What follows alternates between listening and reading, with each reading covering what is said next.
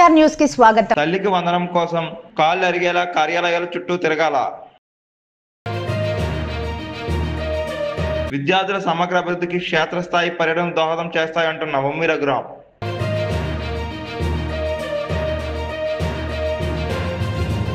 సాక్షి పత్రిక మాజీ ముఖ్యమంత్రి జగన్మోహన్ రెడ్డికి అబద్ధాల పత్రిక.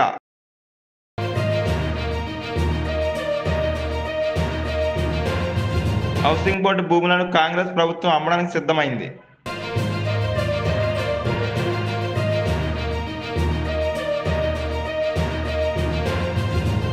అర్హత ఉన్నా మాకు తల్లికి వందనం రావడం లేదని గ్రామ పంచాయతీ ఆఫీసులు, ఎలక్ట్రికల్ అధికారులు, రెవెన్యూ అధికారుల వద్దకు ఎన్నిసార్లు తిరిగినా మాకు న్యాయం జరగడం లేదని తల్లికి వందనం లబ్ధి పొందని కొందరు బాధితులు సామాజిక ఉద్యమకారుడు పాటంశెట్టి సూర్యచంద్రను ఆశ్రయించారు. బాధితులతో కలిసి జగ్గంపేట తహసీల్దార్ రమేష్, ఎలక్ట్రికల్ ఏఈ మాధురిని కలిసి తల్లికి వందనం సమస్యలు వెంటనే పరిష్కరించాలని సూర్యచంద్ర కోరారు.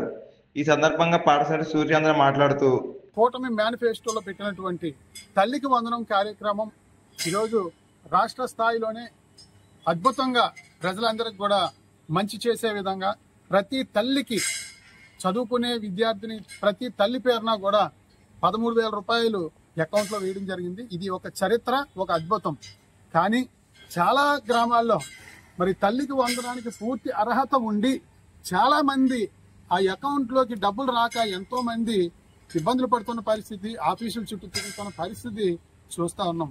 జగ్గంపేట నియోజకవర్గంలో ఈ చెల్లమ్మది జగ్గంపేట శ్రీరామ్ నగర్ నాగలక్ష్మి. ఈ అమ్మాయి పేరుని ఈమెకి ఇద్దరు అమ్మాయిలు అయితే 7 కరెంట్ మీటర్లు 7 పేర్లని ఈమె ఆధార్ కార్డుకి లింక్ అయి ఉంది. 7 పేర్లు ఇంచుమించు ఎన్నో ఇబ్బందులు పడుతున్న పరిస్థితి. 7 పేర్ని ఈమె ఆధార్ కార్డుకి లింక్ అవ్వడం వల్ల ఆమెకి తల్లికి వందనం రాలేదు. ఇద్దరు అమ్మాయిలు కూర్చొని ఇబ్బంది పడుతూ అనేక ఆఫీసుల చుట్టూ తిరుగుతా ఉంది. మీది మామిడాడమ్మా? ఏం పేరు? మీ పేరు అపర్ణ. ఈమెది మామిడాడ. ఈమె ఆధార్ కార్డుకి 5 కరెంట్ మీటర్లు లింక్ అయి ఉన్నాయి, 5 మీటర్లు. ఈమె అనేక సార్లు ఆఫీసుల చుట్టూ తిరుగుతా ఉన్న పరిస్థితి. ఈమె కృపారాణి బూరుగుపూడి. ఈమె ఆధార్ కార్డుకి 3 కరెంట్ మీటర్లు లింక్ అయి ఉన్నాయని చెప్పేసి వీరిది. ఇదే రకంగా ఇంచుమించు ప్రతి గ్రామంలోని 10 నుంచి 20 మంది చెల్లెమ్మలందరూ కూడా ఆ పిల్లలతో ప్రతి ఆఫీస్కి తిరిగి పంచాయతీకి వెళ్ళడం, అక్కడ డిజిటల్ అసిస్టెంట్ లేకపోతే అక్కడ వెల్ఫేర్ అసిస్టెంట్నో కలవడం. వాళ్ళు మీ పేరుని ఇన్ని మీటర్లు లింక్ అయి ఉన్నాయనంటే మళ్ళీ ఎలక్ట్రికల్ డిపార్ట్మెంట్కి వెళ్ళడం, అక్కడి నుంచి ఎంఆర్ ఆఫీస్కి వెళ్ళడం. అదే రకంగా ఎన్నో ఇబ్బందులు పడుతున్న పరిస్థితి. కొంచెం మందికి భూమి ఆధార్ కార్డుకి వేరే ఒక్కరి భూమి లింక్ అయిపోయిందని చెప్పేసి చాలా బూరుపూడిలో పెద్ది నాగేశ్వరరావు అని ఒక అబ్బాయి, అతను గండేపల్లి ఎంఆర్ ఆఫీస్కి, కిర్లంపూడి ఎంఆర్ ఆఫీస్కి తిరగడమే రోజుని. సింగరంపాలెంలో ఒక రైతు పెద్ద భూస్వామి పొలం అతనికి అటాచ్ అయిపోయిందని చెప్పేసి అతను. అలా ప్రతి గ్రామంలోని కూడా 10 నుంచి 20 మంది తల్లికి వందనం డబ్బులు రాక ఎన్నో ఇబ్బందులు పడతా ఉన్నారు. మరి వీళ్ళకి వస్తాయా రావా అని ఎంతో మంది ఆందోళన పడతా ఉన్న పరిస్థితి. తల్లికి వందనం డబ్బులు రాని అక్క చెల్లెములు ఎంతో మంది వేదనకు గురవుతా ఉన్నారు, ఆందోళన పడతా ఉన్నారు. మేము ఏం తప్పు చేసాం, మేము ఏం పాపం చేసామని చెప్పేసి వారందరూ కూడా ఇబ్బంది పడతా ఉన్నారు. దయచేసి నారా లోకేష్ గారు దీని మీద స్పందించి తప్పకుండా అర్హత ఉన్న ప్రతి ఒక్కరికి కూడా ఆఫీసుల చుట్టూ తిరగకుండా వారి గ్రామంలోనే ఆ ఎలక్ట్రికల్ డిపార్ట్మెంట్ అయితే సంబంధించిన లైన్మెన్ ఏఈతో, అదే రకంగా రెవెన్యూ అయితే విఆర్ఓతో, అంటే ఆఫీసులకి పదే కూలి పని మానుకుని తిరగడం అనేది చాలా ఇబ్బందికరంగా ఉంది. ఈ రకంగా వీళ్ళు ఎక్కువ సార్లు తిరిగి రావేమో అన్న ఆందోళన పడుతున్న పరిస్థితి.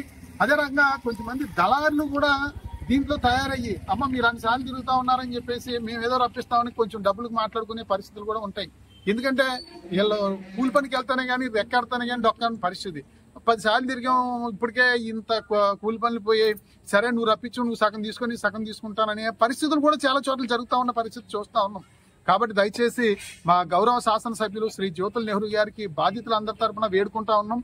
మన 4 మండలాల్లో ఉన్నటువంటి ఎలక్ట్రికల్ రెవెన్యూ డిపార్ట్మెంట్ అధికారులతో మీటింగ్ పెట్టి ప్రతి గ్రామంలోని కూడా మరి అప్రూవల్ లిస్టు, పెండింగ్ లిస్టు ఉన్నాయి. ప్రతి గ్రామంలో కూడా ఆ పెండింగ్ లిస్టు, అప్రూవల్ అయిపోయిన అవసరం లేదు, పెండింగ్ లిస్టు మీరు నియోజకవర్గంలో ఉన్న అన్ని గ్రామాల లిస్టు తెప్పించుకొని మీరు అధికారులతో సమావేశం పెట్టి ఎంతమందికి ఎందుకు రాలేదు తక్షణం వారు అనేక ఆఫీసుల చుట్టూ తిరగకుండా, వ్యయ ప్రయాసాలు వార్చకుండా, వారికి ఇబ్బంది లేకుండా న్యాయం జరిగే విధంగా గౌరవ శాసనసభ్యులు దీని మీద ఒక కార్యక్రమం పెట్టి తల్లికి వందనం 100% అర్హత ఉన్న వాళ్ళందరూ కూడా వచ్చే విధంగా న్యాయం చేయాలని చెప్పేసి గౌరవ శాసనసభ్యుల్ని బాధితులందరి తరఫున కూడా వేడుకుంటా ఉన్నాం. అధికారులందరూ కూడా ఇప్పటికే వాళ్ళ ప్రయత్నం వాళ్ళు చేస్తా ఉన్నారు, వాళ్ళు ప్రయత్నం లోపం లేదు, కానీ ఇది అవ్వట్లేదు. ముందు ఏంటంటే 300 యూనిట్లు పైన ఉందని చెప్పేసి అంటే మళ్ళీ ఎలక్ట్రికల్ డిపార్ట్మెంట్ 300 యూనిట్లు లేదు, మీకు 60 యూనిట్లే వస్తుందని చెప్పి రాసిచ్చారు. తర్వాత మళ్ళీ మీటర్లు మీకు 7 మీటర్లు ఉన్నాయి, 5 మీటర్లు ఉన్నాయని చెప్పేసి అంటే అవి మళ్ళీ తీసుకురావడం జరిగింది. అంటే ఒకదానికొకటి పెండింగ్ల కింద ఉన్నాయి, పొరపాట్లు జరిగాయి. ఆ పొరపాట్లకి వీరు శిక్ష అనిపిస్తా ఉన్నారు. ప్రతిరోజు అన్ని ఆఫీసులకి తిరగడం అనేది చాలా బాధాకరమైన విషయం. కాబట్టి అధికారులు వెంటనే స్పందించి తల్లికి వందనం 100% అర్హత ఉన్న ప్రతి ఒక్కరికి కూడా అందే విధంగా ఏర్పాటు చేయాలని గౌరవ ముఖ్యమంత్రి చంద్రబాబు నాయుడు గారికి, లోకేష్ గారికి, గౌరవ శాసనసభ్యులు నెహ్రూ గారికి అందరికి కూడా బాధితుల పక్షాన వేడుకుంటా ఉన్నాం.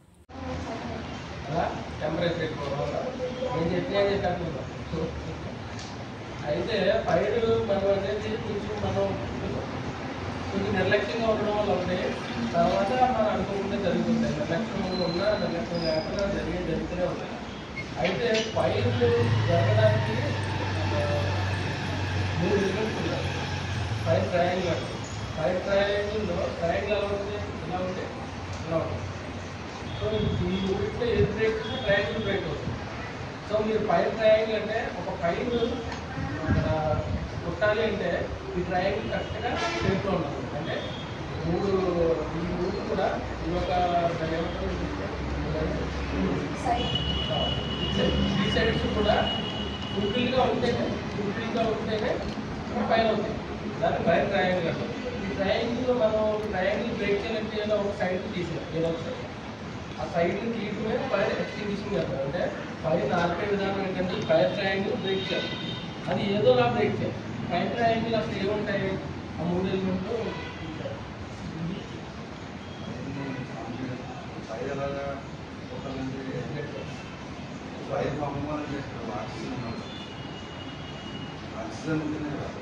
పిన్ మార్గం ఉంటుంది అనమాట. ఆ పిన్ మార్గం అనేది ఏంటంటే దీన్ని ఎలా నొక్కాలి, ఆ పిన్ను ఆన్ అయ్యి దీనికి ఇందులో గ్యాస్ వస్తుంది అన్నమాట.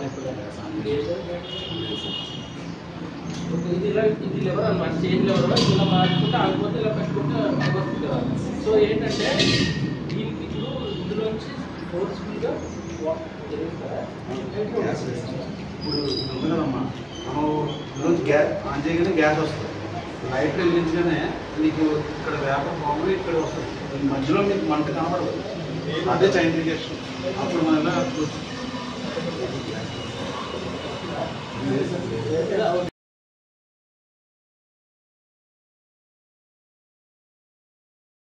ఎవరన్నా ఫోన్ పేలు చేస్తామంటే, గూగుల్ పే చేస్తామంటే కూడా పట్టించుకోకుండా కేవలం డబ్బులు మాత్రమే తీసుకొని ఆ డబ్బులు రకరకాలుగా చేతులు మారి చివరికి మాజీ ముఖ్యమంత్రి జగన్మోహన్ రెడ్డి గారి చేతికి ఎలా చేరిందో స్పష్టంగా కోర్టులు చూస్తూ ఉన్నాయి, ప్రజలు చూస్తూ ఉన్నారు, విచారణ జరుగుతున్న అంశాలని స్పష్టంగా గమనిస్తూ ఉన్నాం.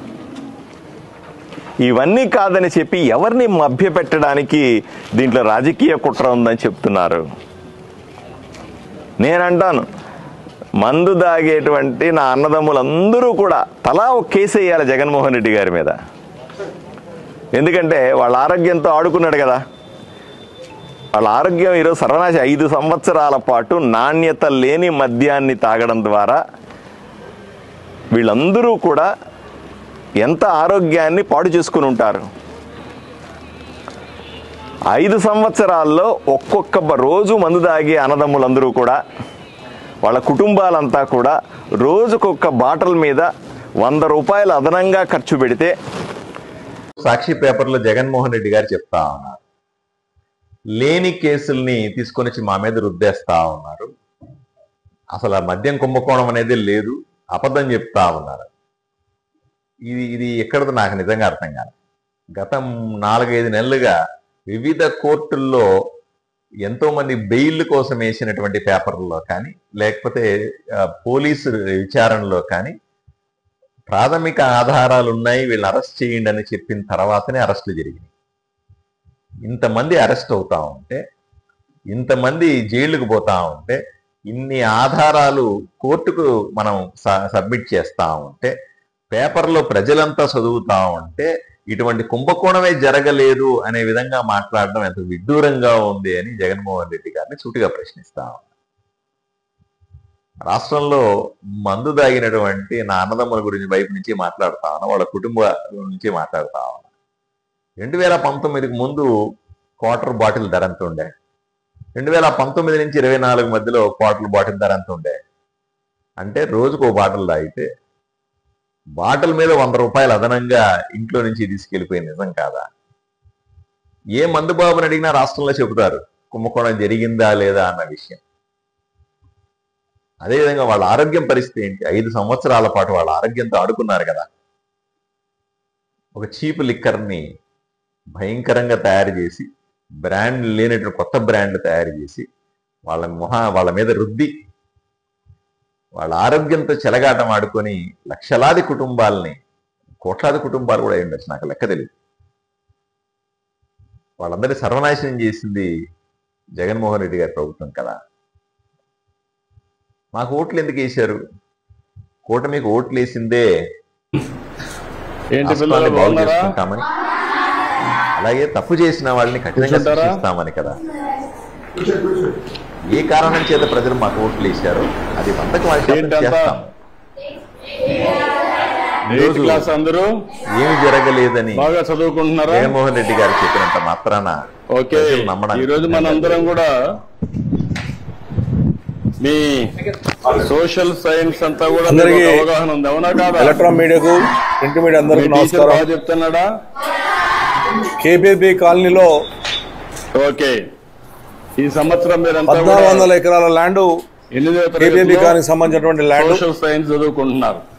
గతంలో 1983లో అన్న ఎన్టీ రామారావు గారు స్థాపించినటువంటి కాలనీ ఇది. అందరూ అటెన్షన్ లో ఉన్నారా? ప్రజలకు ఎమ్యూనిటీస్ ల్యాండ్ అనేటువంటిది కూడా సుమారు 1400 ఎకరాల్లో 10% ల్యాండ్ వదలవలసినటువంటి అవసరం ఉంది. మీరు చెప్పాలి, సరేనా? అదేవిధంగా ఓకే, ఈ నడమ మొదటి 2005 నుంచి కూడా కాంగ్రెస్ గవర్నమెంట్ వచ్చింది అంటే చదువుకున్నారా? ఆ రోజులో సుమారుగా 3000 కోట్ల రూపాయల ల్యాండ్ హౌసింగ్ బోర్డ్ ల్యాండ్ అమ్ముకొని కాంగ్రెస్ పార్టీ దానాదత్తం చేసిన తర్వాత మీరు ఏదైనా అడిగితే అప్పుడు మినిస్టర్ ఉత్తమ్ కుమార్ రెడ్డి గారు ఉండే హౌసింగ్ మినిస్టర్. మొదటి సబ్జెక్ట్ వచ్చి మనకు వనరులు.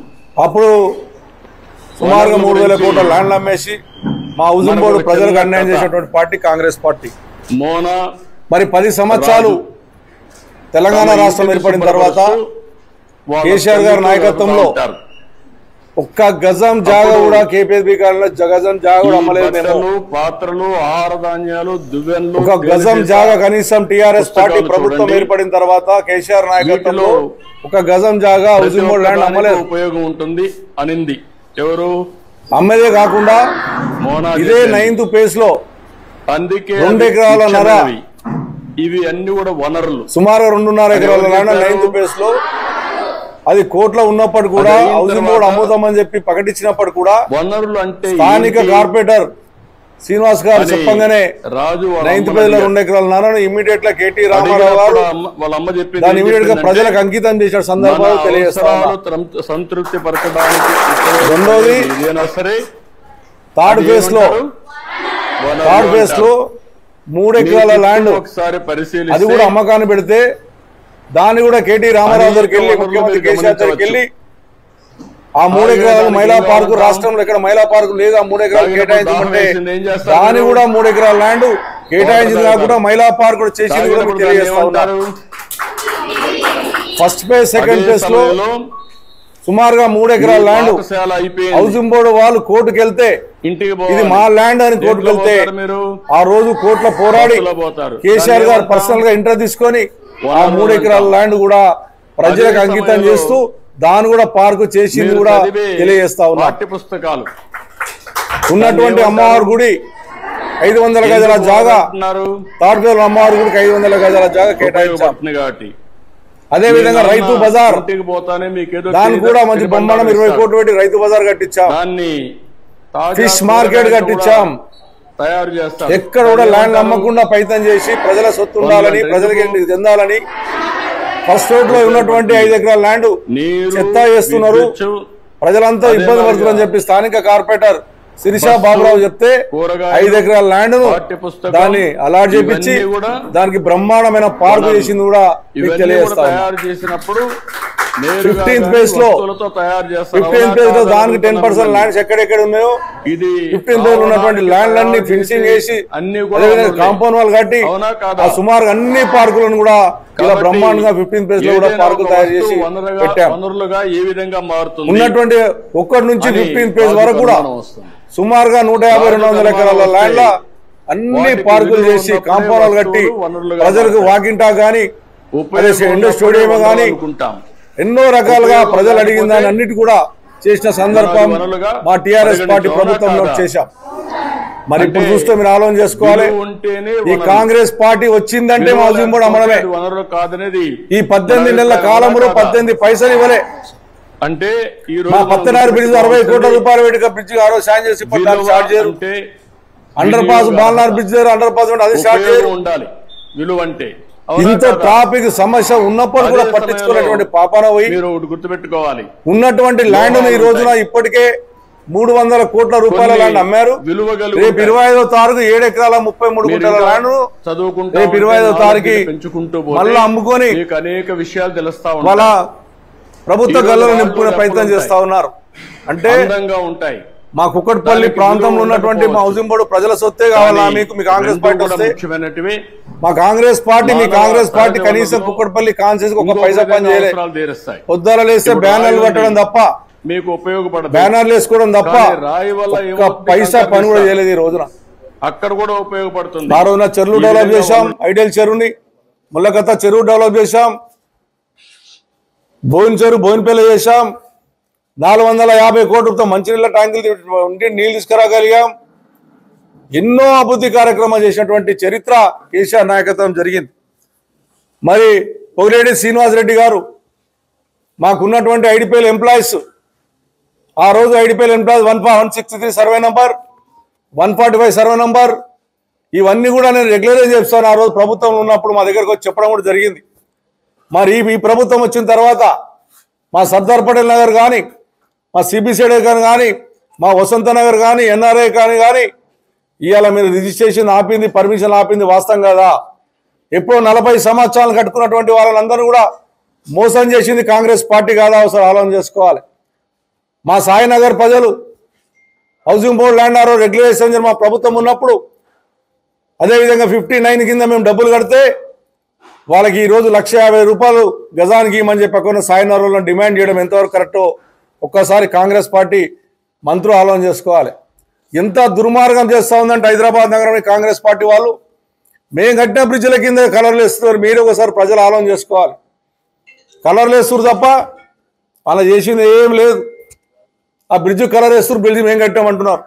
మా లింగంపల్లిలో మన బ్రిడ్జ్ కడితే ఆ బ్రిడ్జ్ కట్టింది కేటీ రామారావు గారు. 33 బ్రిడ్జ్లు కట్టినాం మేము సుమారుగా హైదరాబాద్ నగరంలో. కింద కలర్లు వేసి ఒక్క బ్రిడ్జ్ కన్నా శంకుస్థాపన చేశారా?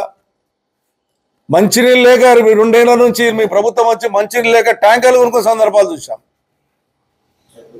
ఇవన్నీ కూడా మీకు చాదగాక ఉన్నటువంటి గవర్నమెంట్ ల్యాండ్లు అమ్మేసి ఇలా ప్రజల సొత్తును అమ్మేసి నేను పొగిలేటి శ్రీనివాసకి డిమాండ్ చేస్తా ఉన్నాను. మా కేపీఎల్బీ కాలనీలో 10% ల్యాండ్ మాకు కేటాయించాలి. అదేవిధంగా మా చర్చికి ఇవ్వలేదు, 1000 గజాల జాగా చర్చికి ఇస్తామని. కేపీహెచ్బీ కాలనీలో ఉన్న అన్ని ఫేజులు రాశాడు. 1 నుంచి 15 ఫేజుల వరకు ఎక్కడెక్కడ ఏమేమి ఉన్నాయి ఇందులో చూడండి సార్. మీ అందరికీ తెలిసి ఉంటుంది 7వ ఫేజ్ ఎటువైపు ఉంటుంది సార్? మనం జేఎన్టీ వైపుకి వెళ్తే కనుక ఎడం వైపు ఉంటుంది. కానీ ఇందులో చూడండి కుడివైపు చూపించాడు. నువ్వు లేవట్ మమ్మల్ని విసిగిస్తావేంటి సార్? ఒకసారి ఆగండి సార్. ఇప్పుడు నువ్వు లేవట్ అని ప్రతిరోజు వచ్చి విసిగిస్తావేంటి? ఎందుకు నీ గవర్నమెంట్ ఇన్స్టిట్యూట్ మీద నమ్మకం లేదా అని అన్నారు. నమ్మకం లేదంటే ఈ లేఅవుట్ తీసి చూపించారు. అంటే మీరు ఇచ్చిన ఫైనల్ లేఅవుట్లోనే 7వ ఫేజ్ ఎడం వైపు కాకుండా కుడివైపు మార్క్ చేసింది. మరి మీరు అమ్ముతున్నది నోటిఫికేషన్ వేసింది ఎడం వైపు ఉన్నది చూపించారు. ఇంత పెద్ద మిస్టేక్ ఎవరైనా చేస్తారా సార్? కుడివైపు ఉన్న దాన్ని ఎడం వైపు చూపిస్తారు. 4వ ఫేజ్ పక్కన 7వ ఫేజ్. ఇందులో మాకు ఇలా అనుమానం ఉంది, మీరు తీసి చూపించండి మీ ఫైనల్ లేఅవుట్ కాపీ అంటే భగవంతుడి మీద ఒట్టు ఆక్షన్ 1 గంటలో బిగిన్ అవుతున్నప్పుడు పెట్టారు. అలాగా ప్రెషర్లో మనం తప్పు నిర్ణయాలు తీసుకుంటాం కదా సార్. ముందే ఇస్తే లాయర్కి వెళ్ళి చూపించుకుంటాము, అన్ని చూసుకుంటాము, ఆయన ఒప్పుకుంటేనే చేస్తాం. ఇప్పుడు పూర్తిగా నీళ్ళల్లో దింపి అప్పుడు చేయడం ఎంత మటుకు న్యాయం?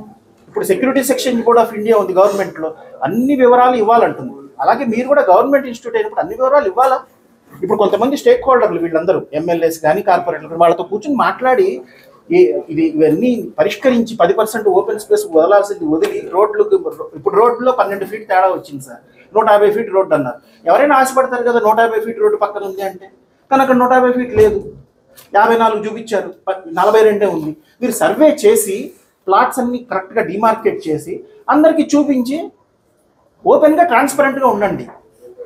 ట్రాన్స్పరెంట్గా లేకుండా అన్ని దాచిపెట్టుకుని ప్రజల్ని మోసం చేయడానికి తగ్గుతున్నామా అని మరి సగం ప్లాట్లు వదిలేసుకుని వచ్చిన తర్వాత కూడా మళ్ళీ నెక్స్ట్ సగానికి వచ్చే నెలనే ఆక్షన్ వేసేస్తారట. ఎందుకంత తొందర? మీరు మీకు జవాబుదారీతనం ఉండదా? ఉండాలి కదా సార్. అంతే. Thank you. 1000 గజాల జాగా చర్చికి ఇస్తామన్నారు, అది కూడా మీరు ప్రామిస్ చేసే ఎలక్షన్లో అది కూడా చర్చికి ఇవ్వాలని డిమాండ్ చేస్తా ఉన్నాం. థర్డ్ ఫేజ్లో వినాయక టెంపుల్కి దానికి సుమారుగా 400 గజాల టెంపుల్ 25 సంవత్సరాల కింద టెంపుల్ కట్టుకుంటే అక్కడ పోయి కాంపౌండ్ కట్టే ప్రయత్నం చేస్తూ ఉన్నారు. వీళ్ళు అమ్ముకోవడం తప్ప ఒక్క పైసా పనిచేయలేనటువంటి దుర్మార్గమైన స్థితిలో ఈ కాంగ్రెస్ పార్టీ ఉంది, కాంగ్రెస్ నాయకులు ఉన్నారు. పొద్దుగల లేస్తే పంచాలు పెట్టి కేసీఆర్ తిట్టుకుంటా, కేటీఆర్ తిట్టుకుంటా, టీఆర్ఎస్ పార్టీని తిట్టుకుంటా, ఇదొక్కటే తప్ప మీరు చేసింది ఏమి లేదని చెప్పి నేను తెలియజేస్తా ఉన్నాను. ఇప్పటికీ అమ్ముతున్నారు. మళ్ళీ 9th ఫేజ్ పక్క కూడా 24 ఎకరాల ల్యాండ్ కేసీఆర్ పట్టుబట్టి ప్రైవేట్ వాళ్ళు కింద ఉంటే సుప్రీంకోర్టు దాకా వెళ్ళి దాన్ని గెలిపించి 24 ఎకరాల హౌసింగ్ బోర్డు స్థానాన్ని మేము హ్యాండ్ ఓవర్ చేస్తే దాన్ని కూడా అమ్మే ప్రయత్నం చేస్తూ ఉన్నారు. సుమారుగా నాకున్న ఇన్ఫర్మేషన్ ప్రకారం కేపీబీ కాలనీలో 5,000 కోట్ల రూపాయల ల్యాండ్ అమ్మి మీ ప్రభుత్వం గల్లలో నింపాలని, మీరు చేసిన పాపాలని కడుకోవాలని ప్రయత్నం చేస్తున్నారు తప్ప ఇది మంచి పద్ధతి కాదు. మీకు ఇలా ప్రభుత్వంలోని హైదరాబాద్ ప్రజలు ఇలా హైదరాబాద్ బాగుంటేనే తెలంగాణ రాష్ట్రం బాగుంటుంది. ఇలా హైదరాబాద్ రాష్ట్రాన్ని, హైదరాబాద్ నగరాన్ని ఇప్పటికే నాశనం చేశారు. దయచేసి ఇప్పటికే నమ్ముడు బంద్ చేసి అభివృద్ధి కార్యక్రమాలు చేయండి. మాకు బ్రిడ్జ్లు వేయండి. వసంతనగర్ గడ నుంచి కనీసం ఐటీసీకి ఒక బ్రిడ్జ్ వేయండి, అదే ఐడియల్ నుంచి ఒక బ్రిడ్జ్ వేయండి. అండర్ పాస్ గారు ఏదైతే నేను ట్రక్ పార్క్ దగ్గర 180 కోట్లు పెట్టి బ్రిడ్జ్ శాంక్షన్ చేస్తే అది కూడా ఈరోజు స్టార్ట్ కాలేదు.